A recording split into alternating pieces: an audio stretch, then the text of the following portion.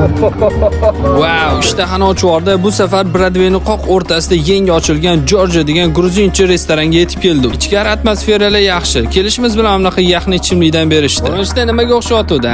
Topa olmadinglar. Bu Ice Tea edi. Ichkari qiyichuv o'yin kulgi o'yayotgan ekan, men yoshim hurmat qilib tashqarida o'tirib ola qoldim. Birinchisiga xinkalidan e'tibor qoldim. Tushunishinglar uchun xinkali gruzincha manti bo'ladi. Amirlari qalin, ichida rosa ko'p so'klari bo'ladi. Nimaga bo'lsa bitta tatib ko'rishinglar maslahat beraman. Ketidan bolalar shefni o'zi maxsus tayyorlaydigan salat bor ekan. O'shandan e'tibor shudi. Uni ham mazasini ko'rib qoldim. Oddiy emas, firminni burger qilib. Aytgancha, videolarimiz yoqayotgan bo'lsa, like bilan podpisatsiya bosib qo'llab-quvvatlab tursanglar, ishimizga ijobiy baho bergan bo'lardingiz. To'g'risini aytsam, ovqatlar mazasiga vobshim gap bo'lishi mumkin emas, lekin absolutgada ancha kamchilik bor edi. Sababini so'raganimda, yangi ochilganimiz uchun xodimlarimizga, ya'ni ofitsiantlarimiz kam deyishdi. Bo'lishi mumkin emas deb ichkari kirib bitta nazar tashlab chiqdim. Kirsam, atmosfera qizg'in. Kechqurun o'yinchilar kelib, davrani qisitib, bunaqa har xil shoular ham qilib berishar ekan. Agar o'yin kulgi xohlasanglar, ichkariga, atak tinchlik bo'lsa, tashqarida o'tirishlarni tavsiya qilaman. Men sekingina joyimga qaytib, xachapurimni aylantirishni boshladim. Aytib o'tgandek, ovqatni mazasi, sirlarga gap yo'q. Mazza qilib cho'zdim o'zi ham. Bitta o'zim ham, 2 kishilashib ham, 3 kishilashib ham cho'zdik. Xullas, yangi chaqaloq joy bo'lgani uchun absolutga xodimlarni ko'paytirib to'g'rilab qo'ysa, ovqat uchun yana bir marta kelgan bo'lardim. Men bo'lsa limon choylarimni sirpantirib borib, duo qilib ketdim. Narxlar qimmatmi yoki arzon? Lokatsiya Telegram kanalida bor.